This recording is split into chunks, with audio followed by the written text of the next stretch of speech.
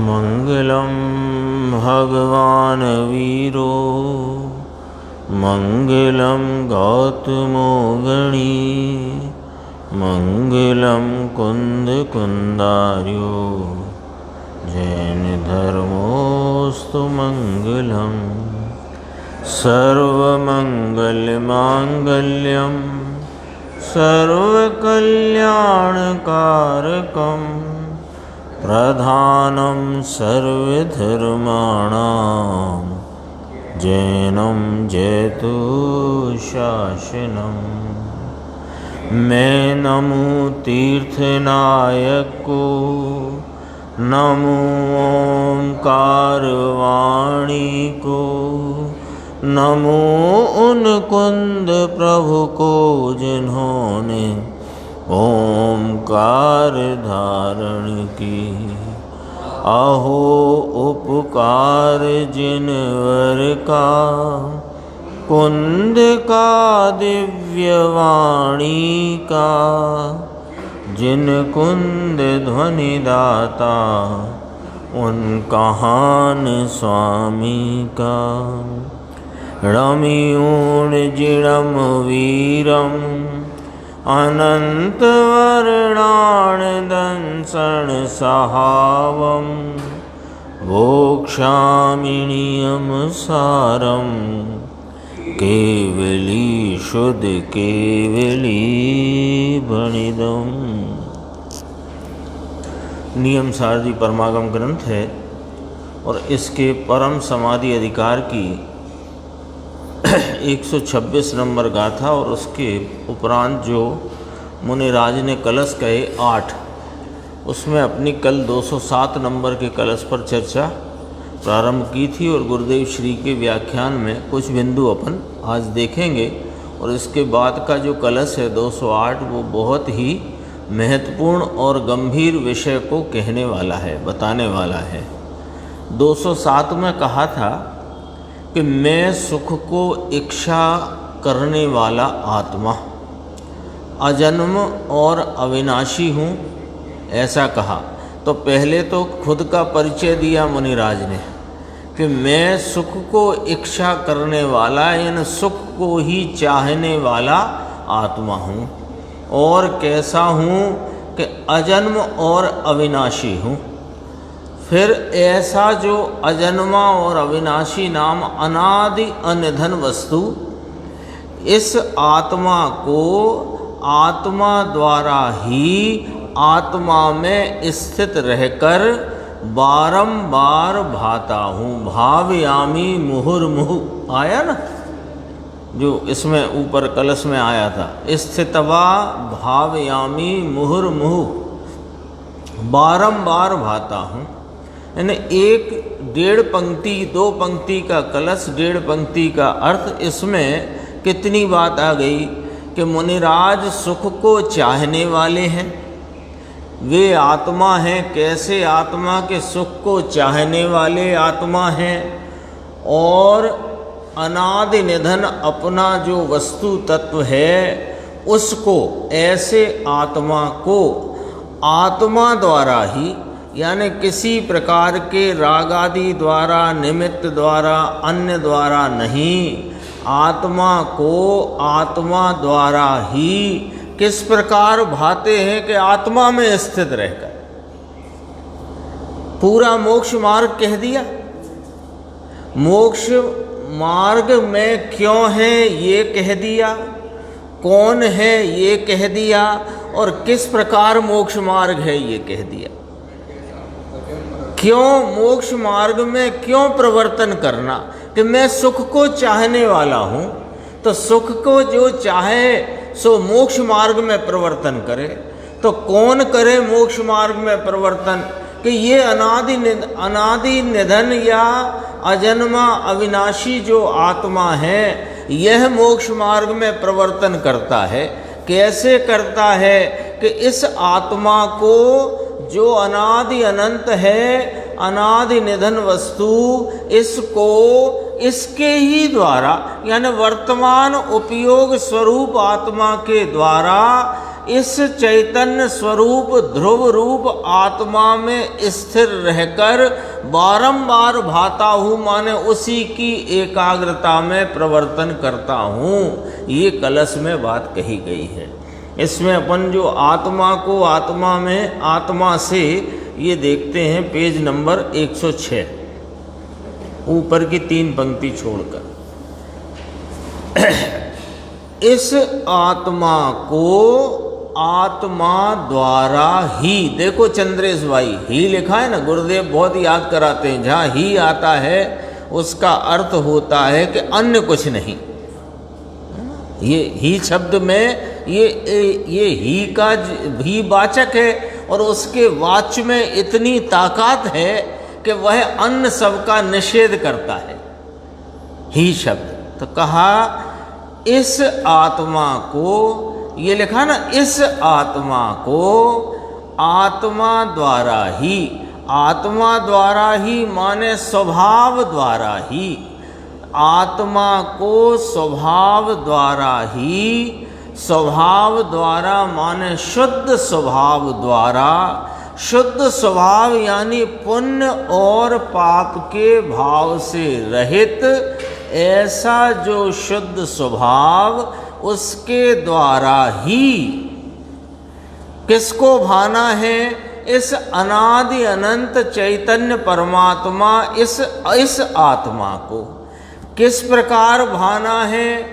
क्या साधन है कि अपने द्वारा यानी आत्मा द्वारा ही, शुद्ध स्वभाव द्वारा ही, शुद्ध स्वभाव में क्या आ गया कि पुण्य पाप से रहित भाव के द्वारा, राग आदि के रहित भाव के द्वारा ही शुद्ध स्वभाव कहा ना।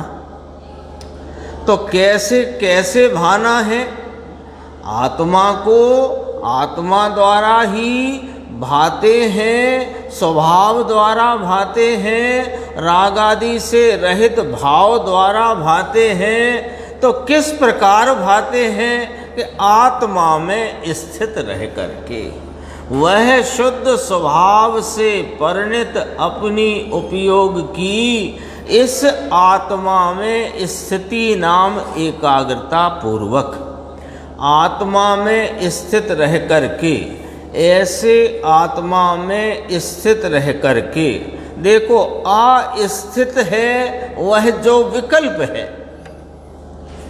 विकल्प है वह अस्थित है, उसको छोड़कर बारंबार भाता हूँ। ऐसे आत्मा को बारंबार भाता हूँ। विकल्प आता है, मुनि की अवस्था है, 6वें 7वें गुण स्थान में झूलते हुए मुनिराज हैं, तो 7वें गुण स्थान में अपने आत्मा को आत्मा द्वारा आत्मा में स्थित रहकर बारंबार भाते हैं, तथापि अस्थित रूप विकल्प रूप वृत्ति उठ आती है। तो 6वें गुण स्थान में विकल्प उठ आता है, इसका भी मुझे आदर नहीं है, आदर नहीं है मुझे, इसका उठ आता है। 5 महाव्रत का विकल्प, 5 समिति, 3 गुप्ती, 28 मूल गुण संबंधी विकल्प उठ आता है, पर मुझे उसका आदर नहीं है। ऐसी सूक्ष्म बात है ल्यो, यानी जिसके लिए यह अज्ञानी अनंत काल से धर्म मान करके उसमें प्रवर्तन कर रहा है, उसमें धर्म बुद्धि से उसको आदर कर रहा है, वो उसका आदर उनको बिल्कुल नहीं। लिखा कि नहीं लिखा इसमें? ऐसी सूक्ष्म बात है। ये तो बाहर से कुछ भी समझे बिना सामायिक करे, प्रोषद करो, प्रतिक्रमण करो, चौबियार करो, रात्रि में आहार न लेना, 6 परवी कंदमूल न खाना, 6 परवी ब्रह्मचर्य पालना। अरे यह सब क्रियाएं बापू, यह सब राग की क्रिया है, आत्मा की नहीं। आदरने योग्य नहीं और एक प्रकार करना चाहिए योग्य नहीं। होती हैं, आ जाती हैं, लेकिन इनका मुझे आदर नहीं। आत्मा की अलौकिक क्रिया क्या है कि ये है, क्या जो अभी अपन ने पढ़ी, आत्मा को आत्मा द्वारा ही आत्मा में स्थित रहकर मैं बारंबार भाता हूँ, यह आत्मा की क्रिया है, यह ज्ञान की क्रिया है। जो कहते हैं ना ज्ञान क्रियाभ्याम मोक्षः, तो इस ज्ञान स्वरूप आत्मा को अनुभूति रूप पर्याय में प्रगट संचेतन संवेदन करके फिर इसमें ही एकाग्रता रूपी क्रिया में वर्तन करना, ये ज्ञान क्रियाभ्याम है। ज्ञान क्रिया आती है ना, ज्ञान क्रिया मोक्ष का मार्ग, ज्ञान क्रिया से मोक्ष है, उसका अर्थ ये है।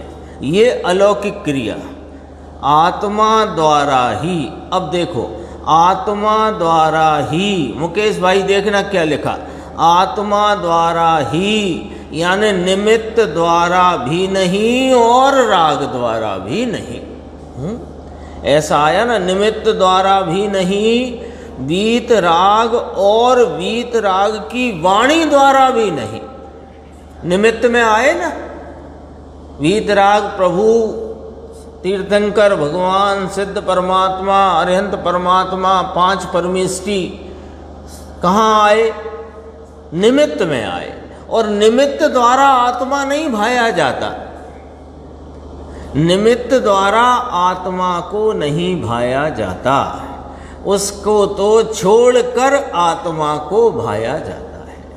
देखो निमित्त द्वारा नहीं, वीतराग और वीतराग की वाणी द्वारा भी नहीं, आत्मा में स्थित रह करके, आत्मा में आत्मा से स्थित रह करके बारंबार शुद्ध चैतन्य स्वरूप भगवान की मैं भावना करता हूँ, इसकी मैं भावना करता हूँ, इसकी भावना करता हूँ। ये इस कलश में चर्चा थी, थोड़ी सी और है, देखो 107 पेज पे ये बारंबार आया ना, इसमें थोड़ा गुरुदेव और कहते हैं बारंबार भाता हूँ, भाषा है ना बारंबार, मैं तो आत्मा में जाता हूँ, इसका नाम बारंबार। बारंबार भाने का मतलब गिनती करता हूँ ऐसा नहीं, मैं तो इस आत्मा में ही अपने पूर्ण उद्यम से इसमें ही लगा हुआ हूँ, इसमें ही ढला हुआ हूँ। उस उद्यम में कदाचित कोई कसर आती है तो छठवें गुण स्थान के योग का विकल्प हो आता है, लेकिन मेरा कार्य छठे गुण स्थान वाले विकल्पों में बह जाने का नहीं, ठहरने का नहीं। मैं तो उधर भी अपने स्वरूप की तरफ ढलने के प्रयत्न में ही ढला हुआ हूँ। वहाँ भी वही काम है। बारंबार शब्द आया ना, तो इसका मतलब ये नहीं है एक बार किया फिर लौट के आए, फिर दो बार किया फिर लौट, तो ये लौटने के लिए थोड़ी करता हूँ, ये तो निरंतर भाता हूँ। निरंतर शब्द आता ना, निरंतर भाता हूँ। तो महाराज आपको जो छठा गुण स्थान आ जाता है उसमें निरंतरता टूट जाती होगी कि नहीं टूटती, उपयोग छूट जाता है, पर मेरी शुद्ध उपयोग की जो उद्यम है उसकी धारा नहीं टूटती। पकड़ में आई बात, क्या कहना चाहते हैं? परिणति निरंतर है, उद्यम निरंतर है, पुरुषार्थ निरंतर है। वो थोड़ी कसर खा करके जो छूट जाता है उसमें उपयोग से छूटता हूँ मैं, पुरुषार्थ से नहीं। इसलिए मेरी वह पुरुषार्थ, वह उद्यम, वह यत्नशीलता, वह प्रयत्न मेरा निरंतर है। इसको मुनिराज कहते हैं। मुनि किसे कहना कि इसको मुनि कहना, पर्याय को वहाँ ले जाता हूँ ऐसा कहना है। तो ये जो पर्याय बहिर्मुख है ये अंतर्मुख में ले जाता हूँ, इसका नाम आत्मा का ध्यान है। इसका नाम आत्मा की सामायिक है, इसका नाम आत्मा का प्राश्चित है, इसका नाम प्रत्याख्यान है। प्रत्याख्यान कहो, प्राश्चित कहो, प्रतिक्रमण कहो, सब ये एक ही दशा के नाम हैं। बोलो,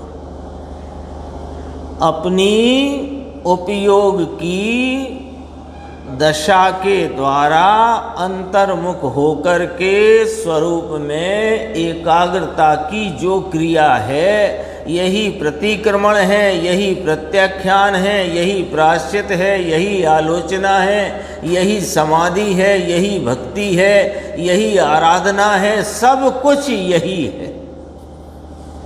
पूरे नियम सार में एक ही बात लिखी है कि जितने नाम आपको इस मोक्ष मार्ग की क्रियाओं के संबंध में पुकारना हो, वे कुछ भी नाम से आप पुकारो, प्रतिक्रमण, प्रायश्चित, सामायिक, समाधि, आलोचना, भक्ति, आराधना, जो नाम कहो सो कहो, पर क्रिया एक ही है।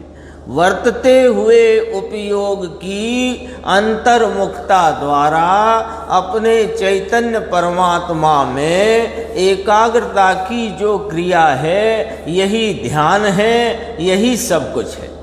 ये चर्चा यहाँ आई। ये 207 श्लोक पूरा हुआ और अब अपन 208 श्लोक, ये बहुत ही गंभीर श्लोक है 208, देखना।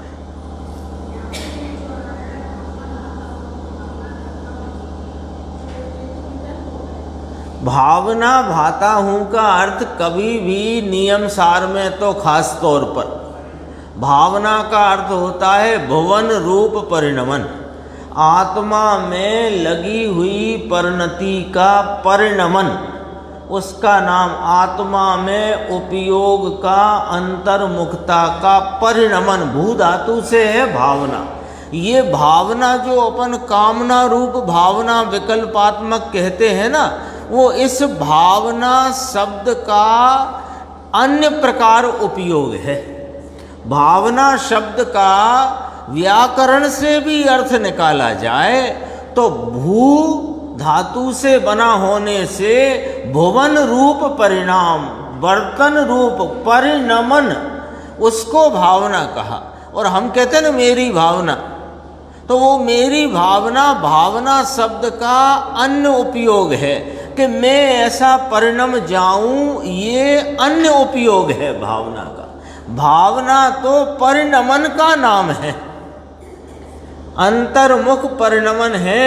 तो कहा मैं इस आत्मा को आत्मा द्वारा आत्मा में स्थित रहकर भाता हूँ, नाम उसमें परिणमन करता हूँ। ये तो नियम सार में सीधी बात है, भावना माने परिणमन। अपन ये 208 कलश है। विकल्पोपन्यासैर् अलम अलम ममिभिर्भव करैः अखण्डानन्दात्मा निखिल नैराशिर्विषया अयं द्वैताद्वैतो न भवति ततः कश्चित् चिरात् तमेकं वन्देऽहं भवभयविनाशाय सततम्। बहुत गजब का इसमें भाव मुनिराज पद्म ब्रह्मलधारी देव ने भर दिया है और वह भाग्य से हमारे पास आया है और उसकी बहुत ही स्पष्ट और भाव रूप भाववाही व्याख्या पूज्य गुरुदेव श्री ने करी। देखो अभी इसके अपन पढ़ते हैं कि भव के करने वाले ऐसे यह विकल्प कथनों से बस हो। देखना ऊपर पहली पंक्ति में विकल्प उपन्यासैर अलम अलम, 2 बार लिया अलम अलम, वो वैसा शब्द है ना सैरैल मलम, तो उसमें 2 अलम अलम हैं। बस हो। पहले पहली पंक्ति समझते हैं क्या कहना चाहते हैं। कि भव के करने वाले ऐसे यह विकल्प अर्थात कथन दोनों ले लिए, विकल्प कथन, इन कथनों से विकल्पों से वश हो, विराम पाओ। कौन से हैं वे भव के करने वाले विकल्प? मैं शुद्ध हूँ, मैं एक हूँ, मैं चैतन्य स्वरूप हूँ, मैं ज्ञायक परमात्मा हूँ, मैं अभेद अखंड हूँ, मैं गुण गुणी स्वरूप हूँ, मैं अनंत गुण स्वरूप हूँ, मैं अनेक प्रकार के अनंत गुणों का पुंज पिंड हूँ। ऐसे ये विकल्प भव के करने वाले। ये अर्थ कैसे निकल आया कि पीछे 2 कलश पढ़ के आए ना, द्वैत अद्वैत के आए थे ना। तो ये भव के करने वाले कौन से विकल्प हैं? जरा अर्थ गंभीर है इसमें, क्योंकि आगे की पंक्ति में भी यही अर्थ की पुष्टि होगी कि भव के करने वाले ऐसे ये विकल्प कथनों से वश हो। बहुत ये विकल्प उठाने से, है ना, कल लिया था समय सार में आया है, तेथी सु, इससे क्या? मैं शुद्ध हूँ, बुद्ध हूँ, एक रूप हूँ, अरे मैं सिद्ध समान शुद्ध हूँ, ऐसे विकल्पों से तेथी सु, इससे क्या? तत्किम, बस हो। तो मैं मनुष्य हूँ, त्रियंच हूँ, देव हूँ, नारकी हूँ, पुजारी हूँ, स्वाध्यायी हूँ, स्वाध्याय कराने वाला हूँ, स्वाध्याय करने वाला हूँ, ये विकल्प तो दूर रहो। अहम चिद्रूपो अहम स्वरूपो अहम, इन विकल्पों से भी बस हो, ये कहते हैं। गंभीर है बात। आगे क्या कहते हैं देखिए, जो अखंडानंद स्वरूप है वह यह आत्मा, इधर से पढ़ो, यह आत्मा जो कि अखंडानंद स्वरूप है, आनंद स्वरूप अखंड वस्तु है। यह आत्मा जो कि आनंद स्वरूप अखंड वस्तु है, यह आत्मा समस्त नए राशि का अविषय है। ओहो, क्या बात है! किसी नए की राशि माने बहुत नयों का समूह। तो कोई भी उन नयों के समूह में कोई भी नय ऐसा है ही नहीं जिसका विषय यह अखंडानंद आत्मा बन सके। क्या गजब की बात करी है। सारे कलश का जो अपन कहें केंद्र बिंदु इतना है कि यह अखंडानंद आत्मा समस्त नए राशि का अविषय है। कोई नए का विषय ही नहीं है। तो महाराज, ज्ञान की परिणति रूप जो वृत्ति है उसका जो अंश है भाव शुद्ध ज्ञान रूपी, उसी में तो यह जानने में आता है ना आत्मा। तो आप ज्ञान के अंश को तो आगम में नए कहा है, कहा कि नहीं कहा? नए किसे कहा? कि ज्ञान के अंश को नए कहा। एक तरफ लिख लो अभी। अब कहते हैं कि यह जो अखंडानंद आत्मा है इसका अनुभव ज्ञान के परिणाम अंश में ही होगा ना। तो फिर नए का अविषय है, ये क्या कहना चाहते हो? कि यहाँ कहना चाहते हैं कि जो नए विकल्पात्मक हैं उसमें यह आत्मा विषय बनता नहीं। विकल्पात्मक नए में विषय बनता नहीं यह आत्मा। तो साहब 11वीं गाथा में कहा, भूतार्थ नए की बात करी, शुद्ध नए की बात करी समय सार जी परमागम में। अरे वो जो शुद्ध नए कहा ना, वो ज्ञान का परिणाम होने से उसे नए कहा है, लेकिन वह विकल्प रहित है, इसलिए नए और कथनी वचन अगोचरता होने से वचन नए कथनी आदि वाला नए इस पे लागू नहीं पड़ता। गंभीर है बात, थोड़ी पकड़ना जरा। समस्त नए राशि का समस्त नए राशि कौन हुई कि नयों का समूह। उन नयों के समूह में कोई नय, वो कोई नय का ये विषय है ही नहीं। अखंडानंद यह आत्मा, बोलो, किसी नय का विषय नहीं है। तो शुद्ध नय का विषय तो कहा ना, तो शुद्ध नय का विषय कहा या शुद्ध नय से आत्मा अनुभव में, जानने में, संचेतन में, संवेदन में आता है, फिर उसको काहे में लेना। तो अब जरा समझना, देखो कि गुरुदेव ने भी लिया है पर अपन यहाँ अभी समझते हैं, फिर उनसे भी समझेंगे कि नए और प्रमाण दो होते हैं ना, नए और प्रमाण। तो ये प्रमाण कहाँ से ले आए कि प्रमाण नहीं तो नए क्या। प्रमाण स्वरूप वस्तु के एक अंश को जानने वाले ज्ञान के अंश को, भाग को नए कहते हैं। ठीक है ना, कोई दिक्कत तो नहीं। अब प्रमाण है और नए हैं, तो प्रमाण भी दो प्रकार और नए भी दो प्रकार, विकल्पात्मक प्रमाण और निर्विकल्प प्रमाण, और विकल्पात्मक नए और निर्विकल्प नए।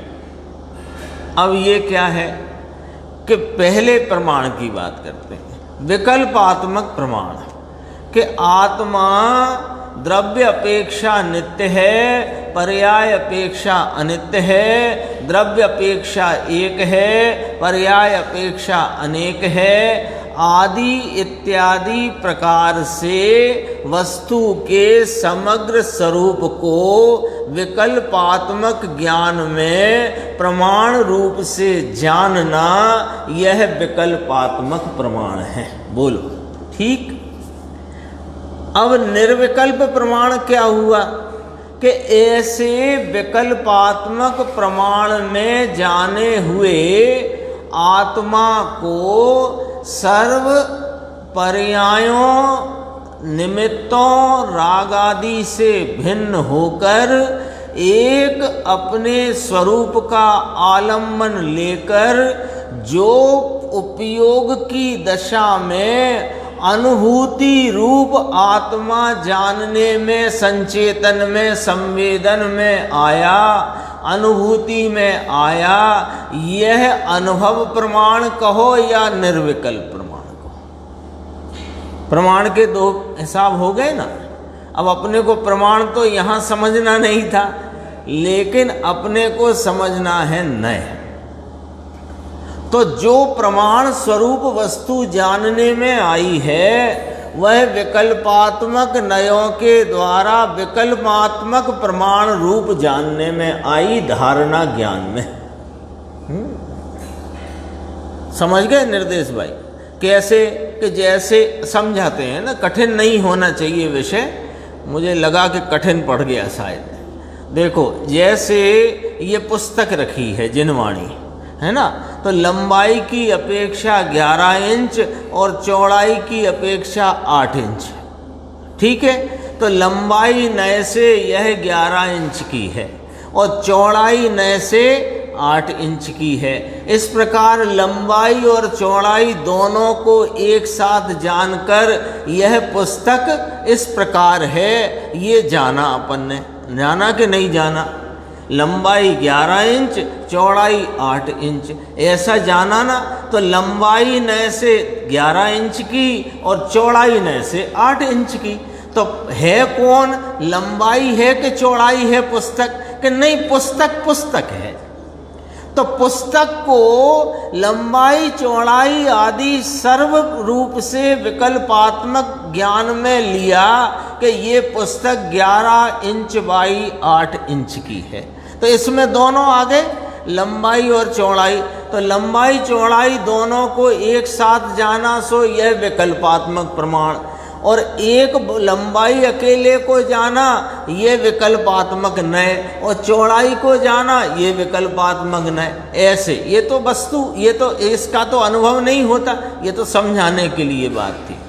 लेकिन जो प्रमाण में विकल्पात्मक प्रमाण में जाना है वो कैसे जाना है? नए विकल्पों से। अब पकड़ना, प्रमाण स्वरूप वस्तु का जानना विकल्पात्मक ज्ञान में किस प्रकार होता है कि नए विकल्पों से।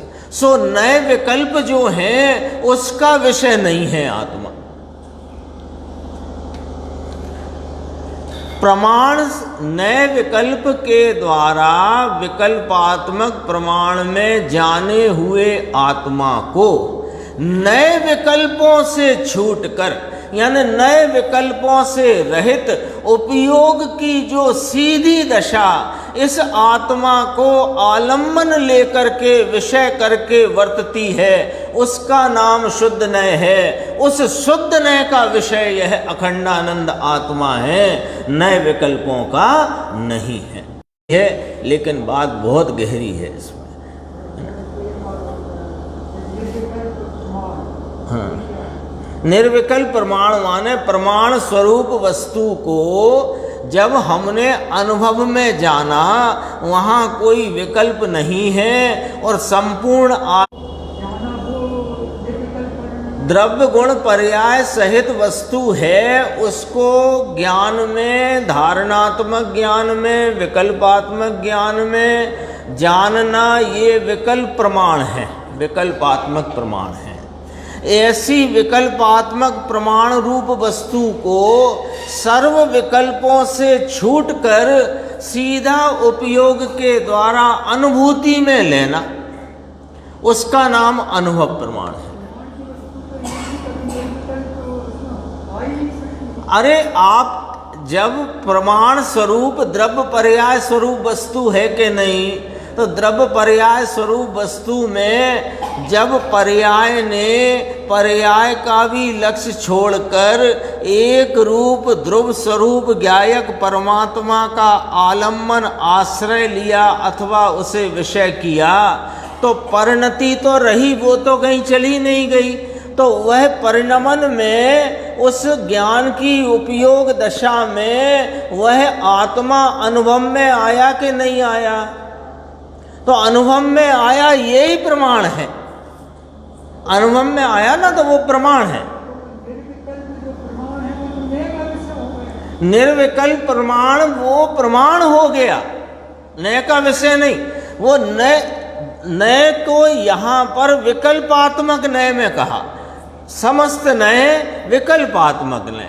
विकल्पात्मक नए से विकल्पात्मक प्रमाण की प्राप्ति विकल्प रूप दशा में हुई, लेकिन सर्व विकल्पों को छोड़कर अलम अलम बस थाओ बस थाओ, बस हो, ऐसे विकल्पों को छोड़कर जब उपयोग ने पर्याय दृष्टि, मतलब पर्याय को भी लक्ष्य में से छोड़कर सर्व गुण भेदों को, पर्याय भेदों को लक्ष्य में से छोड़कर एक अभेद अखंड आत्मा को विषय किया, तो विषय तो ज्ञान नहीं किया ना, लेकिन सीधा जो उसको विषय किया तो उसकी अनुभूति में क्या आया? आत्मा की अनंत सामर्थ्य का वेदन, वह अनुभव प्रमाण है। जो पांचवी गाथा में कहा समय सार जी में, मैं अपने निज वैभव से कहूंगा, तुम अनुभव से प्रमाण करना। वो कौन सा प्रमाण करना?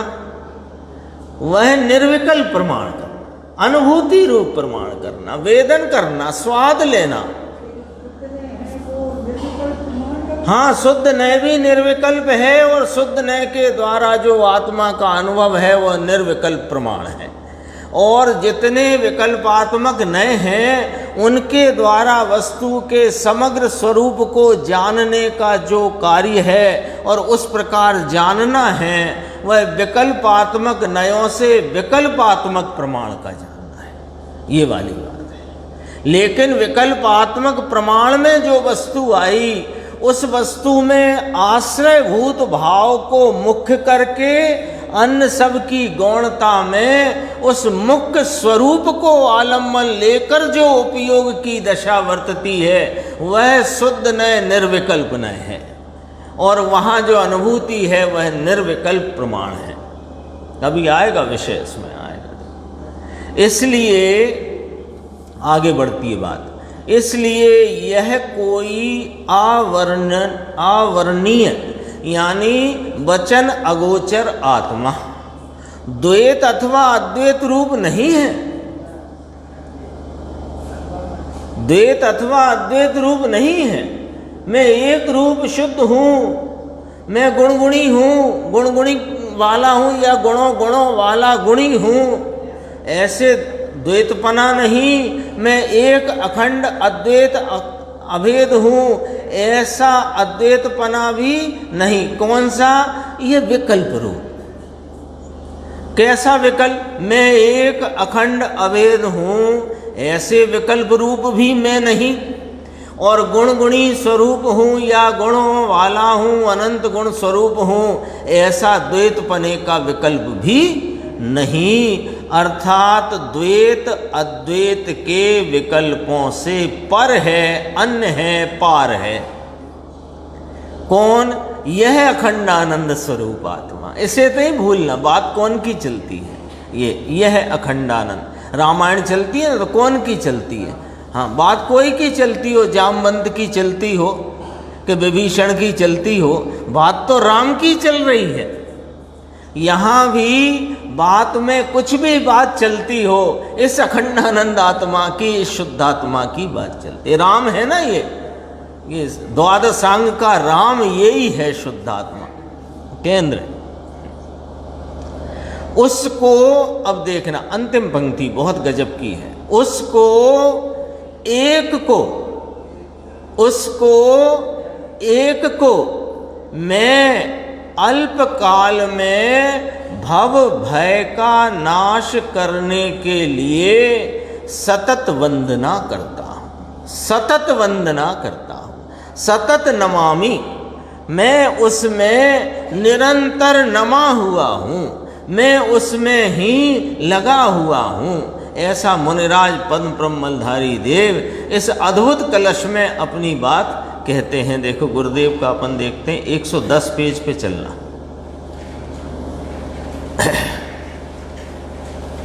इसमें एक नाम भी आया था, हालांकि आता रहता है, पर वो मैंने निशान लगा लिया, मैं भूल जाता हूँ, इसलिए पढ़ देता हूँ। 110 पेज पे सागर कितना बड़ा होता है? 33 सागर। 33 सागर कहते हैं ना, 31 सागर, 33 सागर, 22 सागर। सागर माने कितना? कि एक सागर में 10 करोड़ गुणा 10 करोड़ पल्य, 10 कोड़ा कोड़ी है ना, 10 करोड़ गुणा 10 करोड़ अंक कैलकुलेटर में तो आएंगे नहीं, ऐसे करना हो तो हाथ से करना। 10 करोड़ गुणा 10 करोड़ पल्य, और एक पल्य में, एक पल्य का असंख्यवां भाग, एक पल्य का असंख्यवां भाग, उस असंख्यवें भाग में असंख्य अरब वर्ष।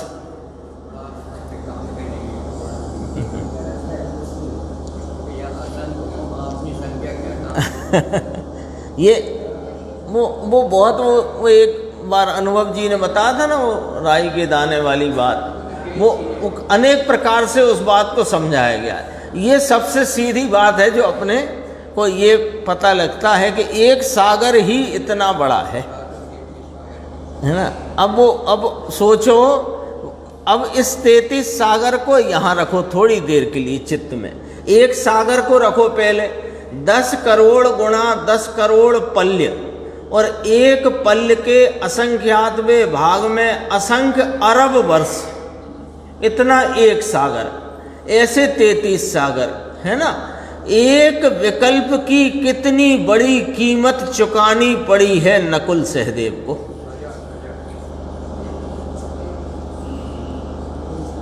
बोलो। पांचों सहोदर साधर्मी मुनिराज आत्मा के उत्कृष्ट आराधक है।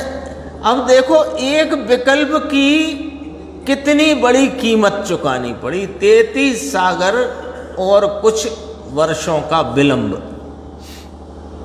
मतलब सागर कितना होता है वो चर्चा आई थी। अपन अपने विषय पे आते हैं। देखो नीचे है, भव के करने वाले ऐसे यह विकल्प कथनों से बस हो। ये विकल्प से अभी लाभ होगा, और विकल्प आए तो ठीक है, ये बस हो। देखो अपन अपने लिए यह बात विचार में लेते हैं कि इतना तो अपने को इस अभ्यास के क्रम में इतना अपना थोड़ा मजबूती तो आई है कि यह शुभ क्रियाओं से, दया दान व्रत भक्ति से आत्मा मिलने वाला नहीं है। इतनी थोड़ी अपनी, थोड़ी कहता हूँ मैं, ज़्यादा नहीं है अभी, थोड़ी, क्योंकि अंदर अभी वासना कहीं ना कहीं पड़ी है। अपन जिस बात पे आना चाहते हैं वो है, लेकिन अभी अपने को ये जो बहुत तेजी से और तीव्रता से यह बात अपने अंतरंग में बस रही है, उसे निकाल फेंकना है। क्या बस रही है कि मैं एक गायक हूँ, एक रूप स्वरूप हूँ, मैं जानन हारा हूँ, ऐसे मुझे जो विकल्प वर्तते हैं, ऐसी जो मेरी विचारों में जो इस प्रकार की धारा चलती है, इससे मुझे लाभ होएगा, इस बात को भी निकाल कर फेंक देना है। ये अपने लिए विचार करने की बात। तो फिर ये सब विचार नहीं आएंगे क्या? इस एक शुद्ध आत्मा के, इस अखंडानंद प्रभु निर्मलानंद के ऐसे विचार रूप विकल्प नहीं आएंगे क्या? आएंगे, लेकिन उनसे लाभ हो जाएगा, ये बात निकाल फेंकना है। ये नहीं आएंगे तो फिर क्या आएगा? अभी जब तक शुद्ध भाव की प्राप्ति नहीं, अतीन्द्रिय आनंद का अभी जन्म परिणति में हुआ नहीं, तो अन्य के भी आएंगे और ये भी आएंगे। यदि अपन आत्मार्थता के तरफ हैं, आत्मार्थी हैं और अपन तत्व निर्णय की भूमिका में बढ़ रहे हैं, तो ये आएंगे, लेकिन इनसे लाभ होएगा। अब अच्छा रहा, ये ठीक आते हैं, अपना तो बहुत बढ़िया चल रहा है, यह बात निकाल फेंकने की है। देखो ये बस हो, विकल्प है, ये बंध का कारण है। कोई सा विकल्प होए, भव का कारण है। अब ऐसा सुनना कठिन पड़ जाता है। बाहर से अभी 24 घंटे में 2 घंटे निवृत्ति में निकालना होए तो ये भी निकाल सकता नहीं। 2 घंटे भी निकालना पड़े इस आत्मा के हित के लिए, अपने हित के लिए, वो भी नहीं निकाल पाता। इसमें ऐसी तद्दन विकल्प बिना की वस्तु पूरी पड़ी हुई है, जिसमें मैं धर्म का धर्मी हूँ और धर्म का ये जो विकल्प है ये भी जिसमें नहीं। ओहो, क्या कहते हैं, मैं अनंत धर्मों का धर्मी अखंडानंद एक आत्मा, ऐसे अनंत धर्मों का मैं धर्मी हूँ। सो यह धर्म, यह मेरा धर्म है, ज्ञान दर्शन सुख चारित्र वीर्य आदि इत्यादि। अरे इस संबंधी विकल्प भी जिस वस्तु में नहीं, ऐसा धर्मी हूँ मैं।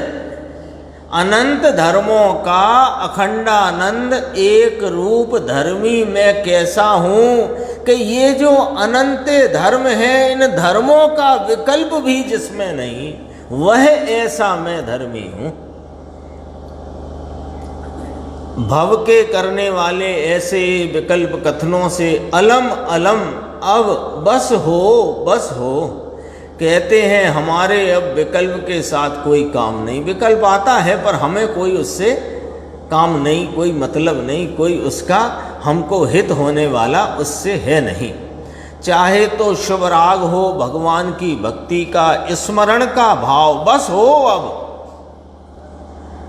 ये भगवान की भक्ति का भाव भी बस हो, अब ऐसा कहते हैं। देखो, क्योंकि उससे कोई लाभ होने वाला नहीं है।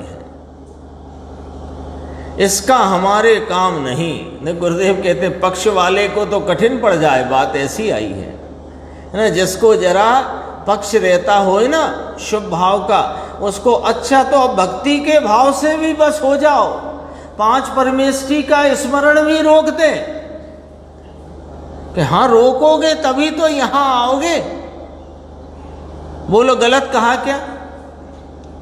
वो गाथा 80 में कहा ना प्रवचन सार जी, जो जान दी अरहंतम दब्बत गुणत्त पज्जते हिम। तो जो अरहंत को द्रव्यपने गुणपने पर्यायपने जानता, तो वो नहीं जानता रहता है, वह अनुभूति को प्राप्त होता है कि वहां से हट जाता है, वो अनुभूति को प्राप्त होता है। उसमें ही लिखा है। देखो अब बस हो ये देखो ये कहाँ था, यहाँ संप्रदाय के पक्ष का आग्रह बंध गया होए कि ये क्रिया कांड में धर्म होता है। यहाँ कहते हैं क्रिया कांड और यह सब तेरा जहर है। अब बस हो जाओ, इससे पूरा पढ़ो, अब पूरा पढ़ो, बस हो जाओ। वो हो गया जो हो गया, पूरा पढ़ जाओ। मेरा नाथ अंदर विकल्प बिना का है, इसकी अंदर में स्थिरता वह ही मुझे शांति का कारण है। चर्चा इसमें और गंभीर है। 111 पेज पर 5वीं 6वीं लाइन के बाद जो पैराग्राफ है, ये यदि आप लोग पढ़ लोगे तो इसमें फिर अपन कल चर्चा करेंगे ही। अभी तो शुद्ध स्वरूपी विनाशी में